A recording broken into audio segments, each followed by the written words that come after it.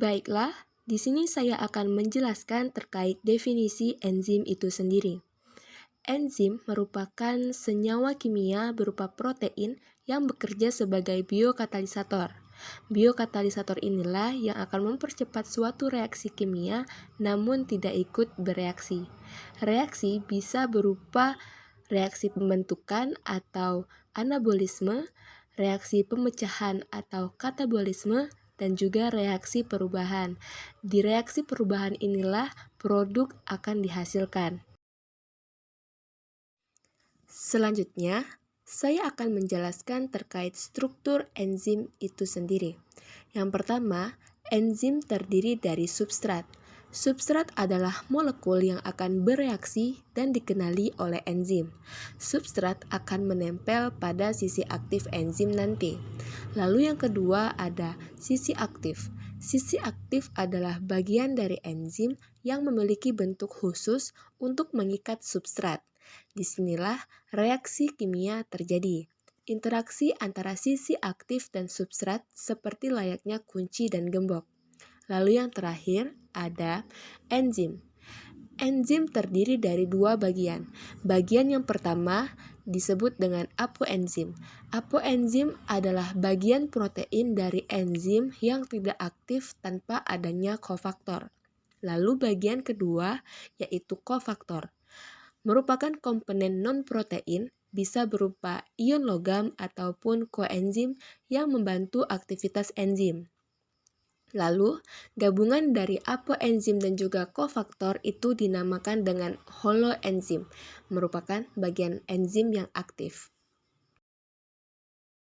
Slide selanjutnya yaitu komponen enzim akan saya jelaskan, yaitu yang pertama, jenis enzim berdasarkan komponennya. Jenis enzim berdasarkan komponennya dibagi menjadi dua, yaitu yang pertama adalah enzim sederhana dan yang kedua adalah enzim kompleks atau holoenzim. Nah, untuk enzim sederhana sendiri, itu tersusun hanya atas protein.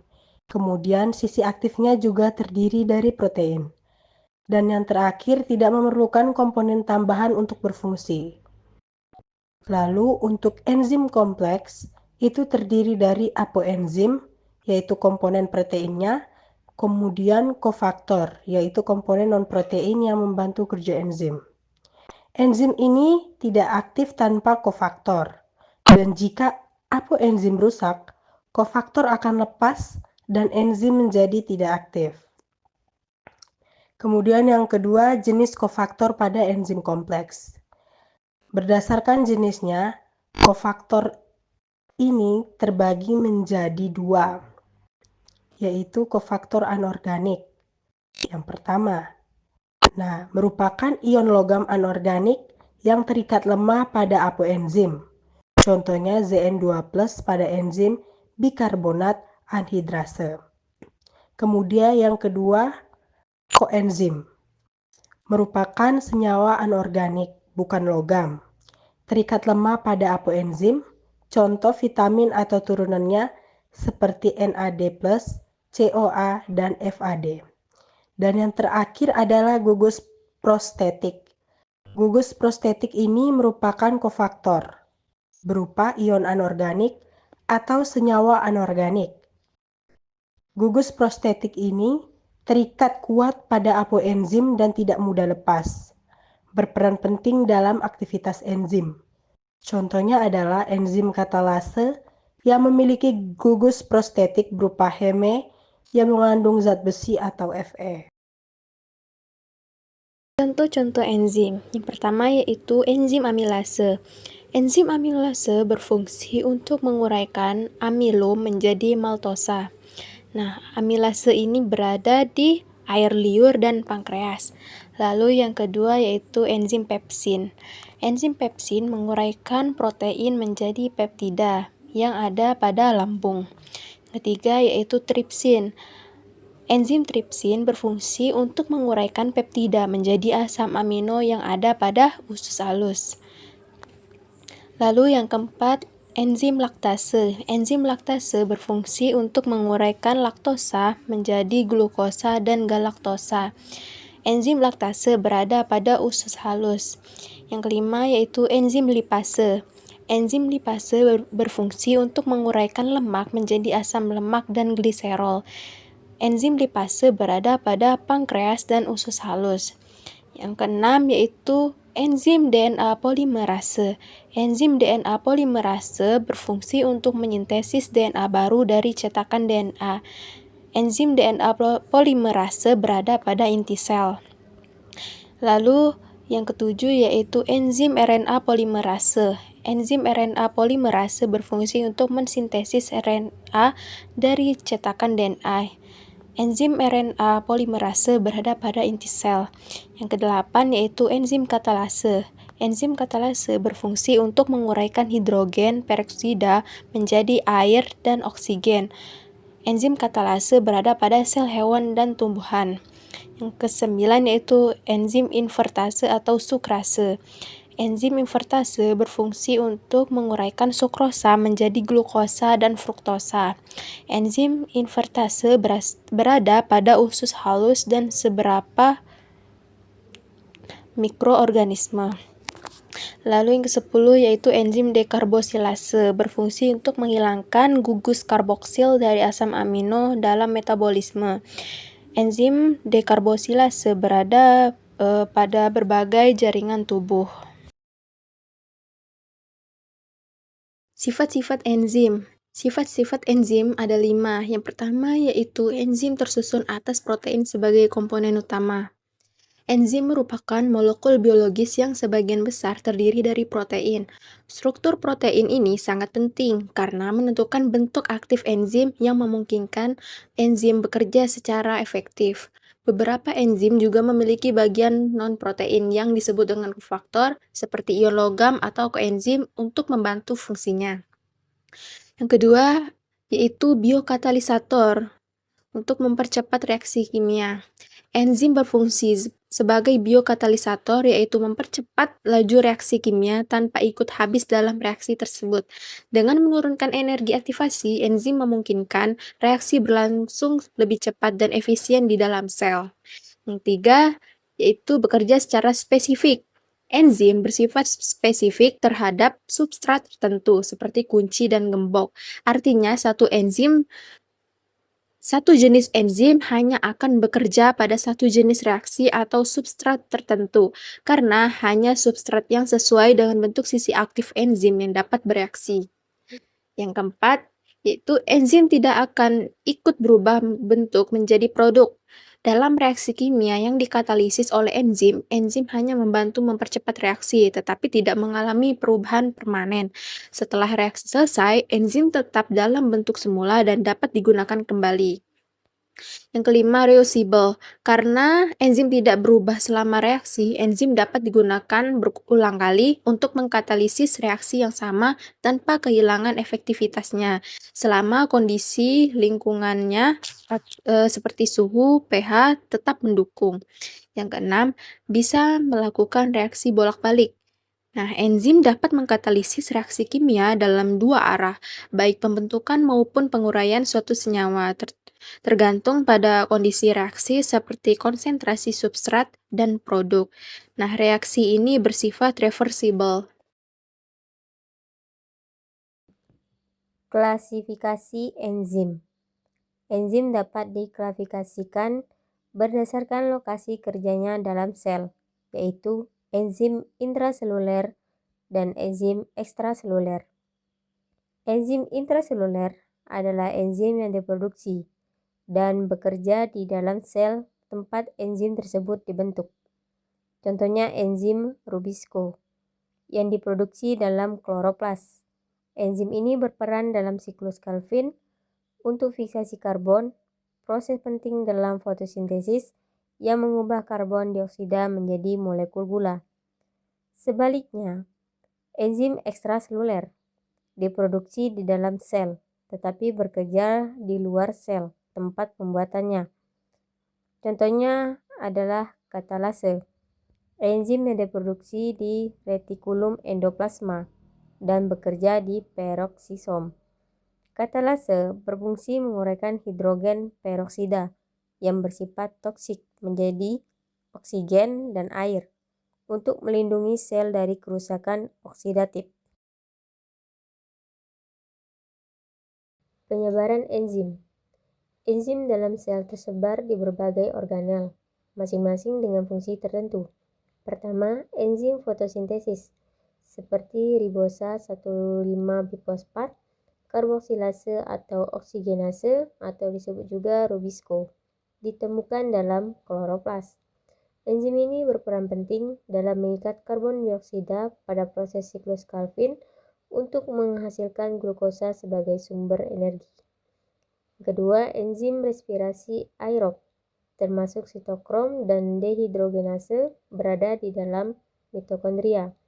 Fungsi utamanya adalah membantu proses rantai transport elektron dan siklus Krebs untuk menghasilkan ATP sebagai sumber energi utama sel.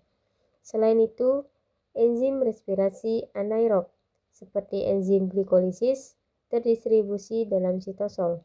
Peranannya adalah menguraikan glukosa menjadi asam piruvat ketika oksigen tidak cukup tersedia.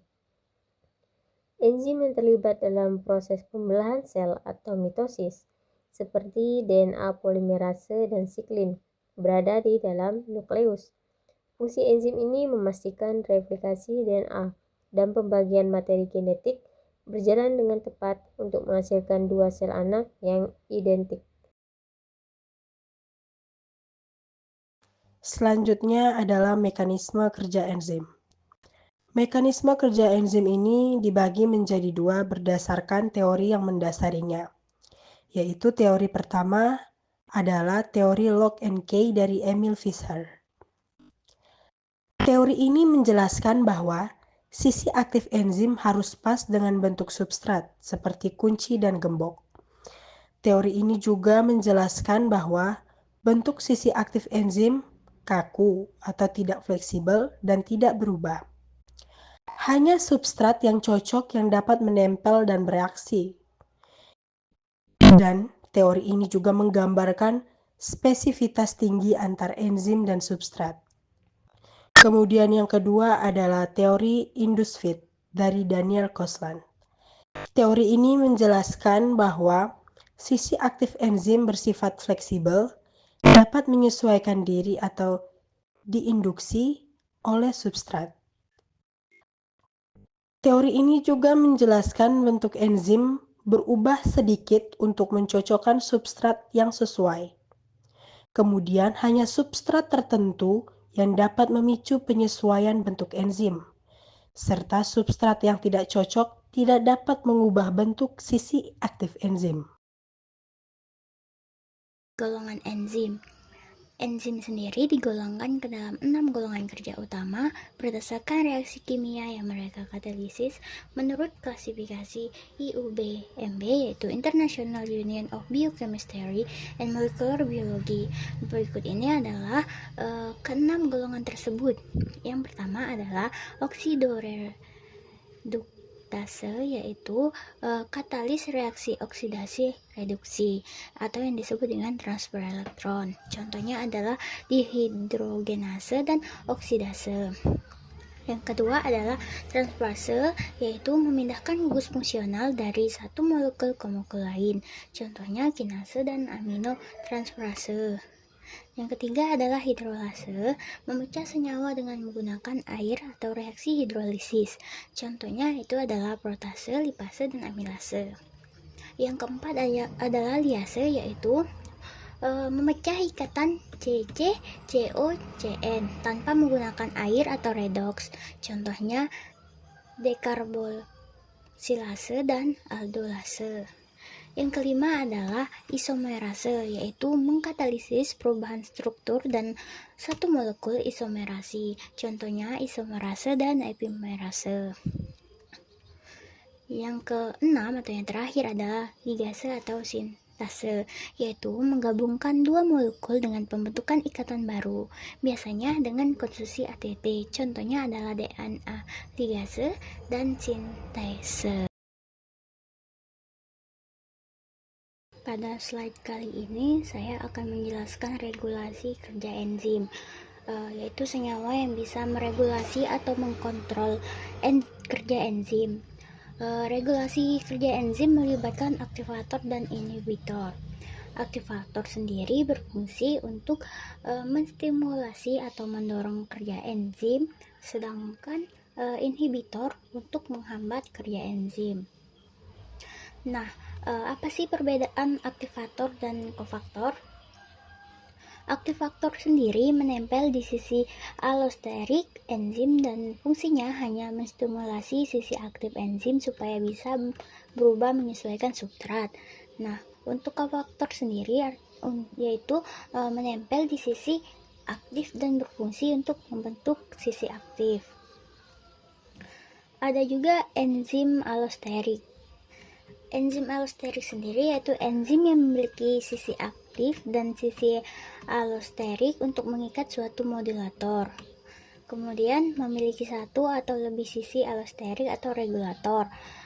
Enzim allosterik biasanya mengikat aktivator dan inhibitor di tempat yang terpisah dari sisi aktif. Enzim allosterik mengalami perubahan konformasi atau respon terhadap pengikatan modulator efektor. Dan yang terakhir adalah molekul aktivator allosterik dapat meningkatkan laju kerja enzim, sedangkan menimbulkan inhibitor allosterik dapat menurunkan kerja enzim. Kemudian inhibitor. Inhibitor berfungsi untuk menghambat kerja enzim. Ada dua cara. Cara yang pertama adalah awalnya sisi aktif sesuai dengan substratnya, kemudian ia berubah bentuk menjadi sisi aktif jadi tidak sesuai dengan substratnya. Cara kedua, inhibitor akan menempel di sisi aktif enzim sehingga akan menutupi jalan untuk substrat menempel pada sisi aktif enzim. Inhibitor sendiri dibagi menjadi dua berdasarkan ikatannya, yaitu inhibitor irreversible dan inhibitor reversible. Inhibitor irreversible tidak bisa membuat enzim aktif kembali. Inhibitor ini akan terikat sangat kuat atau permanen. Kemudian inhibitor reversible itu bersifat tidak permanen dan enzim ini bisa aktif lagi ketika inhibitor lepas. Kemudian berdasarkan tempat menempelnya, inhibitor reversible dibagi lagi menjadi dua, yaitu inhibitor kompetitif dan inhibitor non-kompetitif.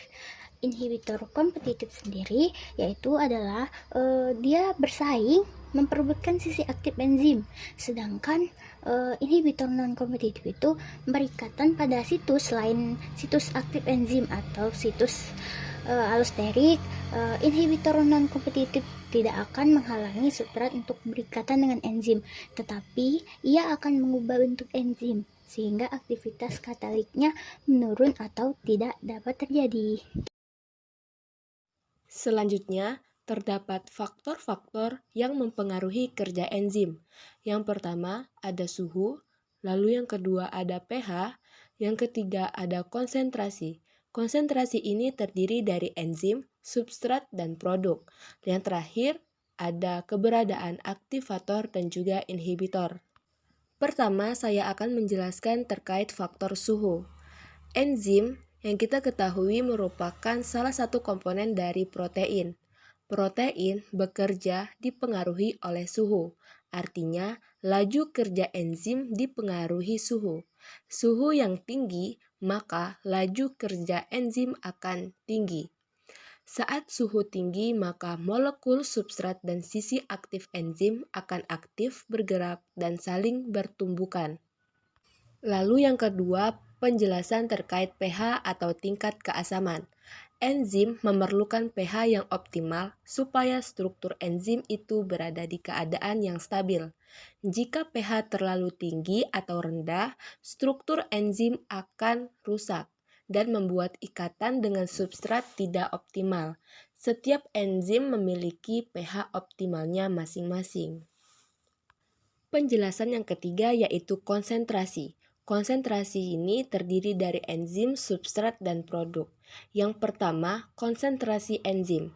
Semakin tinggi konsentrasi enzim, maka semakin tinggi laju kerja enzim.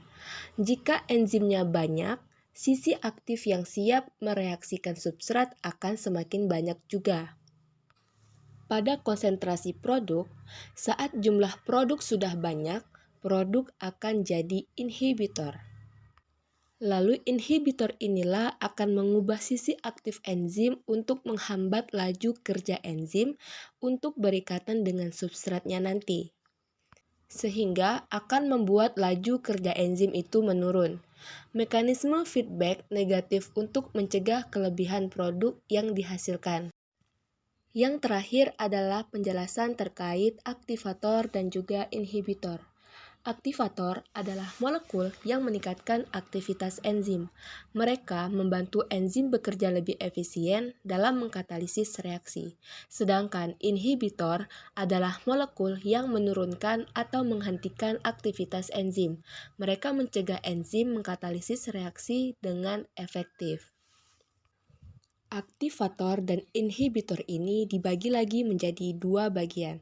Yang pertama ada kompetitif dan juga non-kompetitif. Kompetitif, ia meningkatkan substrat akan berpengaruh pada peningkatan laju kerja enzim. Sedangkan non-kompetitif, peningkatan substrat tidak berpengaruh terhadap peningkatan laju kerja enzim.